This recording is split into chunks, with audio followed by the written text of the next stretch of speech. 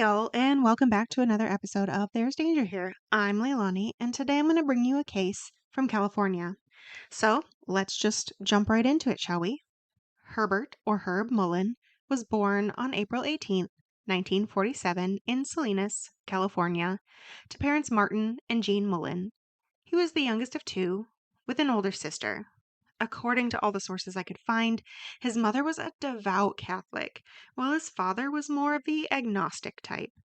Martin was a World War II veteran and a strong disciplinarian, though there are no reports of abuse. Martin taught Herb how to shoot guns and box, while Jean was so strict in her beliefs that she really believed the world was just this terrible, dangerous place and taught her children all of her beliefs. She even homeschooled them for a while before they uprooted and moved to San Francisco, a larger town, when Herb was about 5. Martin worked at this time as a furniture salesman, and Herb started public school, where it was quickly determined he had above average intelligence. Still, he fit in well with his peers and made friends fairly easily at this time. And as time went on, however, Herb started down the road of weird and inappropriate thoughts and conclusions. This is based on what he says overhearing snippets of conversations about sex from older and more liberalized children. So, after hearing these conversations, he started to believe that because his father didn't masturbate or perform oral sex on this now 6-year-old Herb, he clearly didn't love him. Still, he was too afraid to voice his concerns to his father, and so Martin really never explained the difference in sex and its appropriateness in different situations. Still, these odd ideas that he was forming didn't seem to affect Herb's schooling, and he continued to do well. His mother, however, didn't like the big city and how it was influencing both children, reportedly just being overall unhappy with her situation. And so when Herb was in middle school, the family moved again, this time to Felton, which was a slightly smaller city.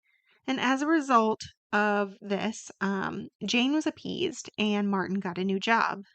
Felton was a smaller community again, but Herb managed to fit in well with his peers.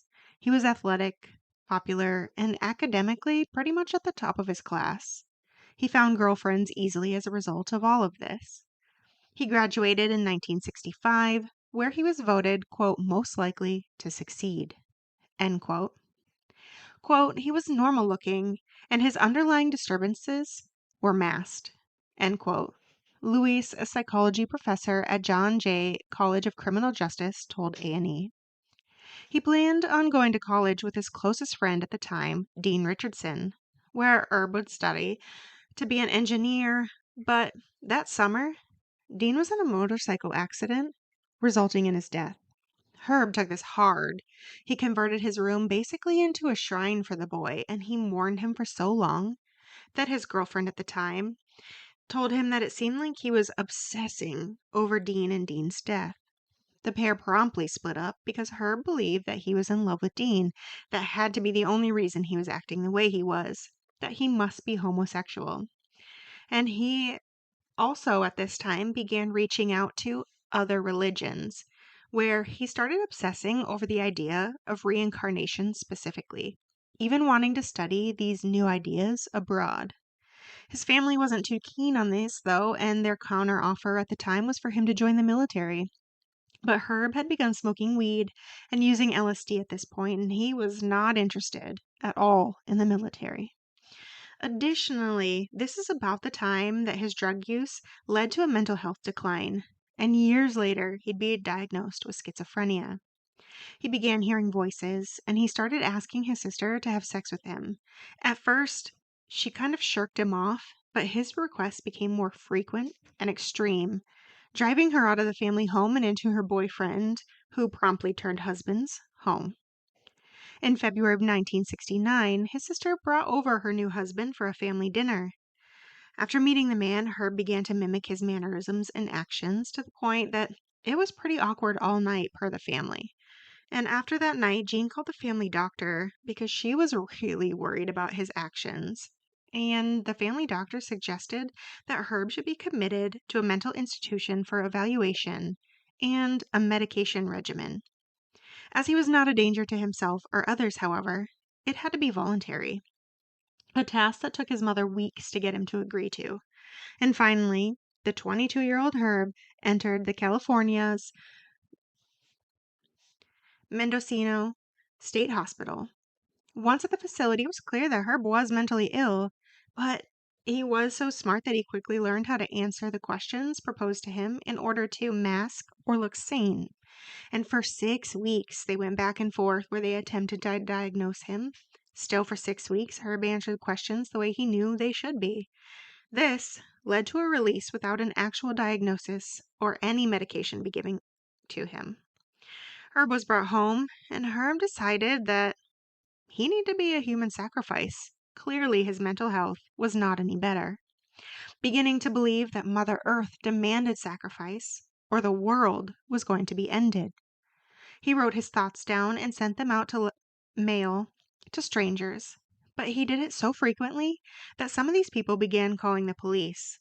Herb had written his address, and as such, police obviously knocked on his door in June of 1970 to check on him, make sure he was alive, and to inform him that he really needed to stop sending these letters and rhetoric to people. But the family was out. They were on vacation in Hawaii. And so the police sent the information off to Hawaii, who in turn went and found the family. And by the time the Mullins were located in Hawaii, Herb was in a psychotic state. This resulted in his second hospitalization in a state mental facility, this time in Hawaii. However, the family's vacation ended, and his mother and father had to return home, leaving Herb behind for weeks. Once again, the result of hospitalization was the same: mind games and release without a diagnosis or medication. His mother collected him from the airport in California and brought him home.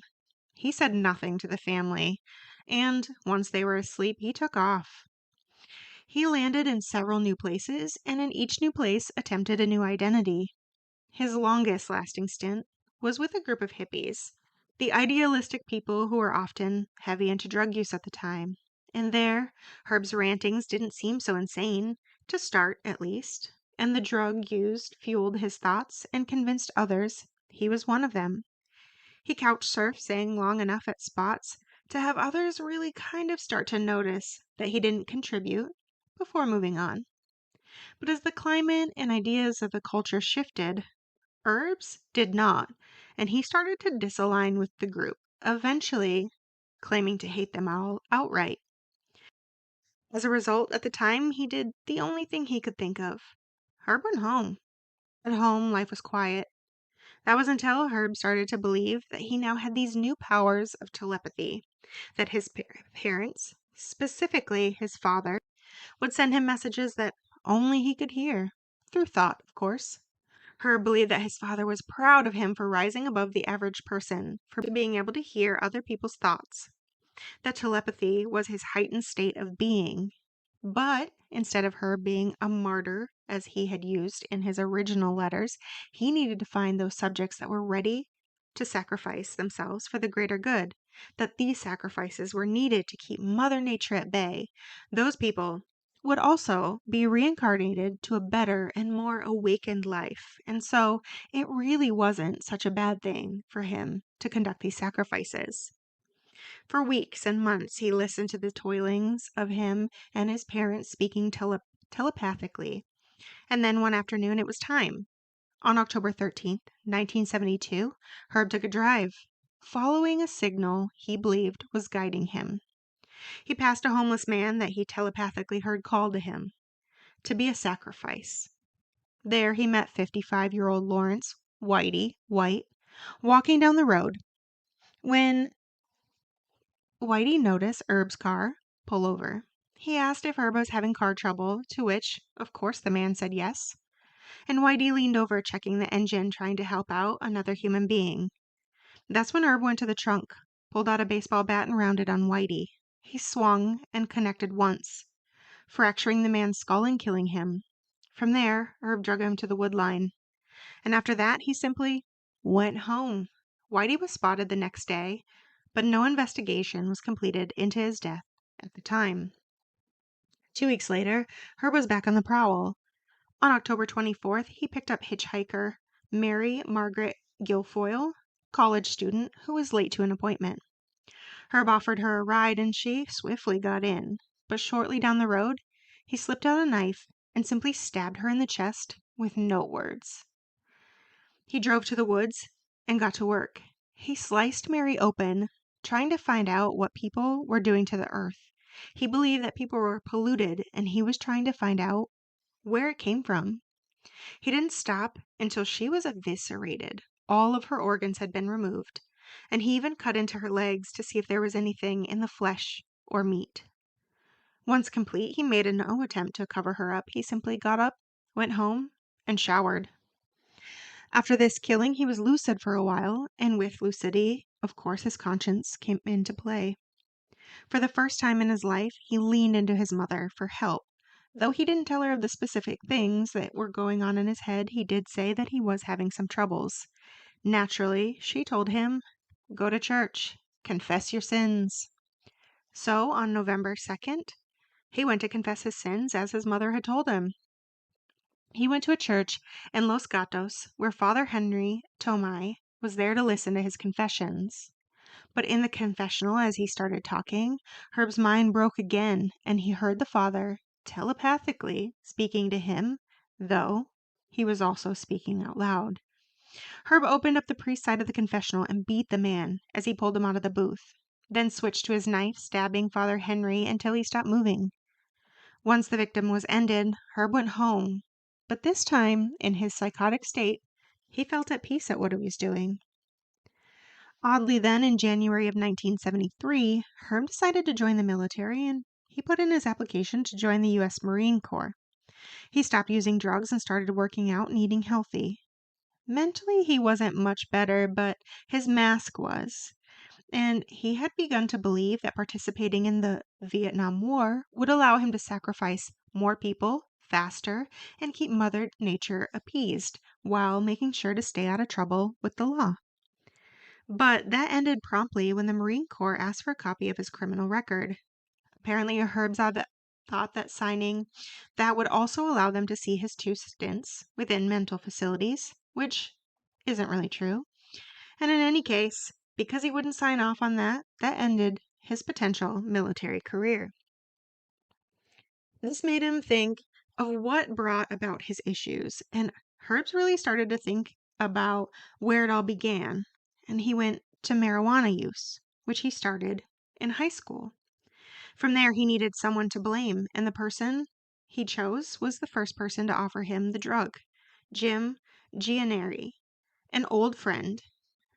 Herb hunted him down, going first to look at his old house that they lived in high school, but instead he found another old friend, Kathy Francis, who had purchased the home from the family. Since they were all old friends, Kathy told Herb of Jim's current whereabouts, and Jim immediately thanked her and then went to the cabin he was directed to, where Jim, along with wife Joan, answered the door. Herb quickly went from cordial to ranting, and then pulled a gun. Jim ran, and Herb shot him in the back. Jim pushed Joan through a door and screamed at her to lock it. There, standing in front of the door, Herb shot Jim twice more, killing him. He then forced himself into the bathroom where Joan was hiding and shot her in the face 3 times, after which he pulled out a knife and stabbed the pair a multitude of times. Leaving the cabin, he returned to Kathy's home, knocking once again, and this time when Kathy answered, she was met with Herb's pistol. He shot her in the face and then stepped into the home. In the home, he found Kathy's 2 sons playing in another room. He shot the 4-year-old twice in the face, followed by the 9-year-old, and once again he pulled out his knife and stabbed everyone he had just killed. And this is where insanity versus sanity will later come into play, that he knew he needed to cover up the bodies and that Kathy was a potential witness who would have stopped him, proving later that he knows right from wrong. And once again, after these attacks, he simply went home. All of those killed were found later that day, and police ended up attributing originally to a gang-related issue owing to Jim's known affiliations with drugs and those affiliated with drug use. Between January and February of 1973, Mary's body was also discovered, but they had police had a hard time determining who might be responsible for this. And I will say, on an offshoot, this is the time that we had another active serial killer in the area, Ed Kemper. On February 10th, Herb went into the woods.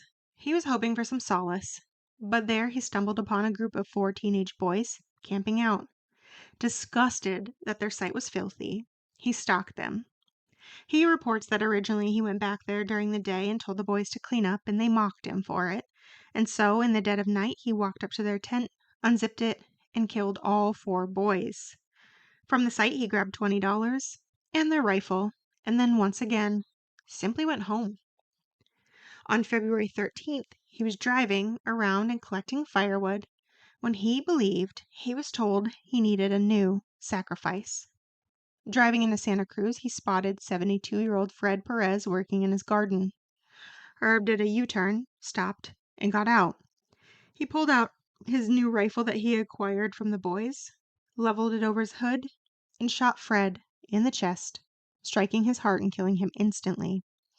Then, put the rifle on safety, put it in his trunk, and simply took off.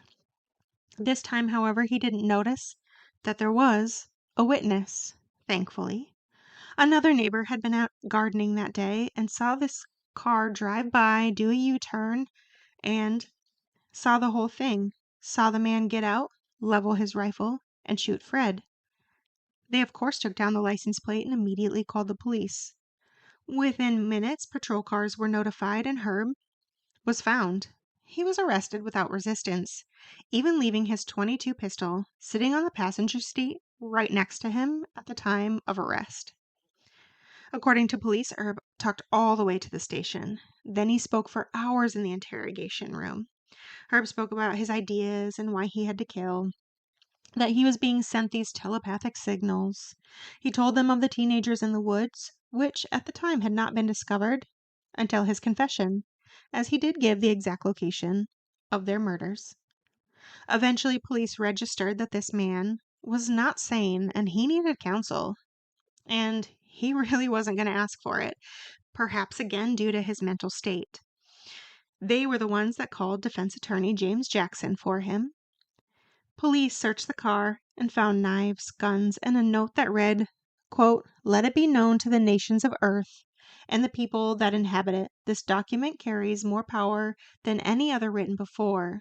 Such a tragedy as what has happened, and because of this action, which I take of my own free will, I am making it possible to occur again. For while I can be here, I must guide and protect my dynasty." End quote. The defense attorney went to the family and asked which psychiatrist was treating Herb after meeting him and hearing his rantings and everything that had to go along with them, only to find out that he wasn't receiving any treatment. Apparently, this came as quite a shock and concern, and so doctors were brought in from both sides, and he was officially diagnosed with paranoid schizophrenia. Dr. David Marlowe became the lead and put together a comprehensive assessment and noted which delusions shaped him the most. On July 30th, 1973, the trial for 10 murders was ready, leaving out Father Henry's case due to interference of his sanity, as it was believed that he was in the middle of a psychotic break when he murdered the father. On the first day of trial, Herb entered the court solo, announcing he was going to represent himself. He said that he would not have a hippie representing him because of the lawyer's hair, which, to be noted, according to sources, was just slightly below the collar, and his counsel even said that he would go out, get his hair cut, and come back if it would appease his client. But after back and forth, he was required counsel. Then his sanity came into question on whether or not he was competent to stand trial. Through his own admissions and the assessment of Dr. Marlowe, he was suffering from a mental health disorder, but he also remained capable of understanding right from wrong, as evidenced in the murder of Jim and Kathy. Therefore, he was considered competent to stand trial. Each murder was argued between first and second-degree murder, as he had already confessed to police and psychiatrist, and so the question of him doing it wasn't part of the trial. In the end, the jury deliberated for just 14 hours, which, again, we're talking about double-digit murders here, and really, that's not that long because they're deciding between first and second for each person. And again, they had to decide individually how each murder would be considered. On August 19th, 1973, Herb Mullin was found guilty of 8 murders in the second degree, and the murders of Jim and Kathy were, of course, in the first degree. Guilty on all counts. Herb was only 26 at the time of sentencing, which was 2 concurrent life sentences with the possibility parole. Then, on December 11th, Father Henry's trial was set, and while originally Herb pleaded not guilty by reason of insanity, prior to the start of trial, he thankfully changed it to second-degree murder. On December 21st, 1973, he was then sentenced to a consecutive 5 years to life term for second-degree murder of the father. Herb was sent to Mule Creek State Prison in Ione, California. He was housed in the same area as Ed Kemper. In fact, the prison guards thought it was funny and gave them adjoining cells. The two disliked each other for various reasons, but Ed knew about mental illness. It ran in his family. And so while other inmates were too afraid to stop the rantings and the singing of the lunatic Herb, Ed would spray him with water. If Herb asked permission to sing, he was given a peanut. Later, Ed said about Herb that he would do anything for a reward. Quote, Herbie loved his peanuts. End quote. As soon as parole was eligible, he began applying, and that was in 1980. By 2008, however, he still wasn't taking any amount of responsibility for his actions, saying that he was led astray by others, even mentioning that he was a gullible and immature schizophrenic. In July of 2014, he wrote about having a positive attitude and for the first time accepted responsibility for his crimes, that he was even sorrowful that he had committed them. Still, he was denied over 8 times. And then, on August 18, 2022, Herb died at 7:35 p.m. at 75 years old. He had been transferred to the California Healthcare Facility due to his declining health and died of natural causes, according to the San Quentin County Office of Medical Examiners. And that is the strange case of Herb Mullin. To all those out there listening, be careful. It's a dangerous world we live in.